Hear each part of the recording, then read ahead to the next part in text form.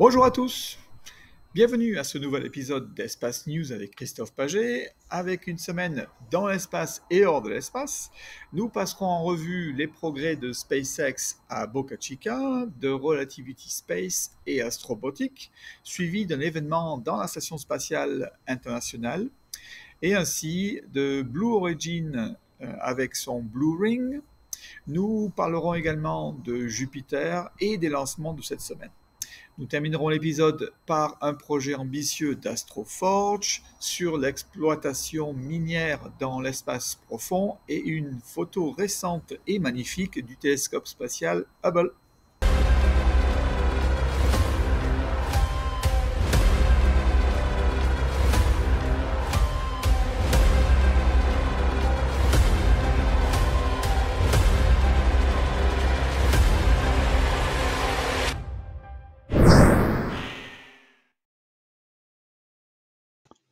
À Starbase, le premier étage numéro 11 est terminé et a quitté la Grande Baie pour être envoyé sur le site de Macy, je suppose pour des tests cryogéniques. Il a rencontré le Starship numéro 29 pour une raison quelconque. Ce Starship numéro 29 a ensuite été ramené au site de production sans avoir effectué de tests cryogéniques. La Star Factory poursuit son expansion. D'ailleurs, la hauteur de l'usine proche de la voie rapide numéro 4 est plutôt élevée, comme vous pouvez le constater, peut-être liée aux dernières jonctions préassemblées du premier étage ou Starship avant de passer aux grandes et méga baies. On ne peut qu'admirer la volonté de SpaceX de disposer d'une installation d'une telle taille avant même d'avoir réussi à envoyer une fusée en orbite depuis son site à Boca Chica. Ensuite, SpaceX a placé l'anneau d'état chaud et Starship 25 sur le premier étage numéro 9 et l'a renlevé tout de suite après. Le premier étage numéro 11 a enfin passé son test cryogénique comme prévu et le Starship numéro 26 a effectué son essai feu statique avec, je pense, un seul moteur Vacuum Raptor. À la Station spatiale internationale, un des radiateurs d'un des modules a une fuite. Donc les astronautes voulaient plusieurs fois sortir pour aller vérifier ce qui se passait et finalement NASA a demandé d'attendre pour qu'ils trouvent une solution à ce problème. La station n'est pas en danger, c'est pas un module qui est utilisé fréquemment, donc c'est pas un problème, mais c'est quand même inquiétant d'avoir une fuite. Blue Origin a dévoilé Blue Ring, une plateforme de vaisseau spatial axée sur la logistique et la livraison dans l'espace. Blue Ring prévoit de soutenir ses clients commerciaux et gouvernementaux dans le cadre d'une variété de missions en orbite n'importe où entre la Terre et la Lune et au-delà.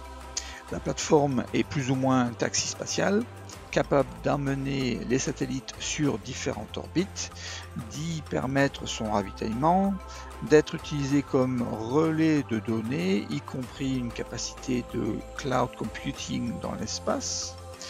Blue Ring peut accueillir des charges utiles de plus de 3 tonnes et fournir les capacités Delta-V nécessaires pour prolonger la mission d'un satellite. Blue Ring est le nouveau Space Taxi, dont les satellites sont les seuls clients. Je suppose que ce module sera ajouté à New Glenn comme argument de vente auprès de futurs clients et peut-être proposé sur d'autres plateformes. Un TIE Fighter Star Wars a atterri lors des journées portes ouvertes de l'ESA à l'Estec aux Pays-Bas et a résidé dans la chambre d'essai radiofréquence Hertz de l'ESA où il a été vu par plus de 8000 visiteurs au cours du week-end. Le chasseur TIE a en effet été fabriqué par une équipe de passionnés en Allemagne appelée Project X1. Évidemment, le vaisseau spatial est une maquette, mais on ne peut qu'admirer la volonté de ces fans de Star Wars, et cela prouve aussi également que l'ESA a un sens de l'humour bien développé. Relativity Space a été super occupé ces derniers temps pour préparer l'infrastructure de sa nouvelle fusée Terran A. Alors si vous vous rappelez, Terran A ou R est la version plus grosse comparée à son Terran 1. Donc Terran 1 était, tout comme Terran R, était une fusée presque entièrement faite en 3D printing. Donc en fait, à NASA Stennis, ils ont récupéré ce site de test de moteur qu'ils sont en train de modifier. Donc vous voyez sur la photo des activités de modification. Mais ça s'est pas arrêté là. À Cape Canaveral en Floride, ils ont bulldozé le Space Launch Complex 16 pour ensuite lui rajouter toutes les parties de l'infrastructure au niveau du fuel et aussi le launchpad. Des chercheurs ont découvert un jet stream à grande vitesse au-dessus de Jupiter, au-dessus du nuage principal d'ailleurs, à l'aide du télescope spatial James Webb. Cette image met en évidence plusieurs des caractéristiques autour de la zone équatoriale de Jupiter qui sont très clairement perturbées par le mouvement du courant jet lors d'une rotation de la planète. Astrobotic, une compagnie localisée à Pittsburgh, a réalisé avec succès sa première campagne d'essai en vol de son Zodiac à Mojave en Californie, en partenariat avec l'Université de Floride centrale. Selon son annonce, 4 vols à bord de la fusée à décollage et atterrissage vertical ont été utilisés pour tester l'efficacité du capteur laser Ejecta Storm de l'université. Le test fournit aux chercheurs des données qui aideront les chercheurs et le développeur du capteur laser à mieux comprendre les interactions panache-surface dans l'espoir de retour des humains sur la Lune pendant le programme Artemis de la NASA. Dimanche 15 octobre, China Aerospace Science and Technology Corporation a lancé un satellite Yunhei 104 à bord de sa Long March 2D depuis le centre de lancement de satellites Yongquan en Chine. Le satellite était destiné à la détection des environnements spatiaux, marines et atmosphériques et à la prévention des catastrophes ainsi qu'aux expériences scientifiques. Le 17 octobre, SpaceX a envoyé en orbite terrestre basse circulaire 22 de ses Starlink V2 mini satellites pour une mission appelée Groupe 623 depuis Cape Canaveral Space Force Base, complexe spatial de lancement 40 en Floride avec une Falcon 9 Block 5. Le premier étage a atterri dans l'océan Atlantique sur son drone ship Just Read Instructions pour sa 16e fois. Dawn Aerospace fournit un système de propulsion pour la première mission astéroïde d'Astroforge. Cette start-up minière d'astéroïdes est prête à lancer la toute première mission commerciale dans l'espace lointain. L'exploitation minière d'astéroïdes ressemble à de la science-fiction, mais elle est une force très pratique. À mesure que le monde s'éloigne des combustibles fossiles et commence à dépendre encore plus de l'électricité, il aura besoin de plus de métaux. Mais les ressources de la Terre sont limitées et un bon nombre de meilleurs endroits pour extraire des métaux importants sont déjà exploités. Lundi, une analyse publiée dans le journal de la National Academy of Science a révélé que les métaux nécessaires aux batteries et aux infrastructures d'énergie renouvelable pourraient commencer à augmenter, retardant potentiellement la transition vers les énergies propres.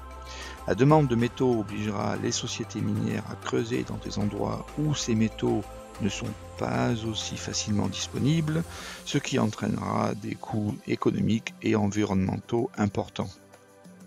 Au début de l'année prochaine, une fusée SpaceX lancera une foreuse à la surface de la Lune dans le cadre de son programme Artemis.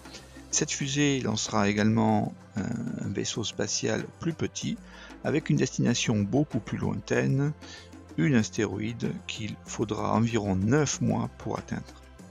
Ce navire d'Astroforge est appelé Brook Air 2. Cependant, de nombreux astéroïdes de notre système solaire regorgent de métaux nécessaires aux industries du futur, tels que le cobalt, le nickel et les matériaux du groupe platine. De plus, ces métaux peuvent être trouvés dans des concentrations plus élevées que sur la Terre, ce qui signifie que de plus petites quantités de matériaux peuvent être extraits pour produire plus de métaux. L'analyse suggère qu'avec le temps, il sera possible d'abandonner l'exploitation minière sur Terre pour l'essentiel, en s'appuyant plutôt sur les ressources spatiales pour répondre aux besoins de la planète. C'est exactement le marché qu'Astroforge espère exploiter. Le cofondateur, Rosea Kane, cite qu'il y a 10 ans, une mission dans l'espace lointain aurait nécessité de réserver une fusée pour un coût de centaines de millions. Mais aujourd'hui, les petits engins spatiaux partagent régulièrement l'espace avec des engins spatiaux beaucoup plus grands sur une seule fusée, ce qui réduit considérablement les coûts impliqués. D'ailleurs, la société estime que le coût total de sa mission Brook Air 2 sera inférieur à 10 millions de dollars. Astroforge a déjà lancé un vaisseau spatial il y a un peu plus tôt cette année, qui est actuellement en orbite pour tester la technologie de raffinage des minéraux de l'entreprise. Pour sa première mission dans l'espace lointain, la société a ciblé un astéroïde qui, selon elle, possède une concentration de métaux plus élevée que la Terre, connu sous le nom d'astéroïde type M.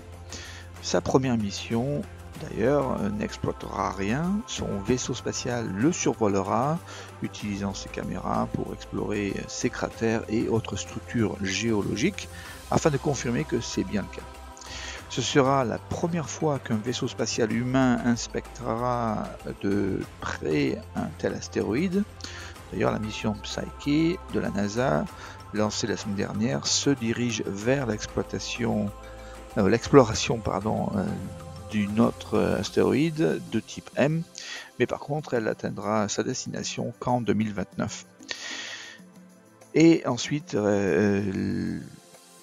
Astroforge espère que les données recueillies lors de sa mission Brook Air 2 pourront ensuite être utilisées pour planifier de futures missions minières. Vous pouvez voir dans la vidéo une infrastructure étonnante prévue pour l'exploitation minière d'astéroïdes, installant une base pour soutenir l'exploitation minière en continu et permettant de rapatrier son contenu sur Terre.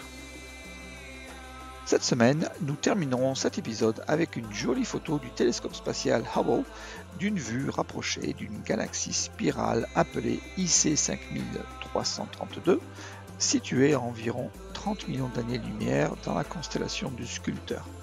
On le voit de face, montrant sa forme circulaire et ses bras en spirale étroitement enroulés. La galaxie brille vivement au centre et s'assombrit pour donner des couleurs froides vers le bord. Les filaments de poussière sombres et pâles et des bulles de formation d'étoiles roses et oranges brillantes marquent la face de la galaxie. Merci beaucoup d'être resté avec moi. J'espère que cet épisode vous a fourni des nouvelles spatiales suffisantes et intéressantes. L'espace est vaste, tout comme sa quantité d'informations. Continuez à regarder mes vidéos pour en savoir plus. Bonne semaine et au revoir à tous.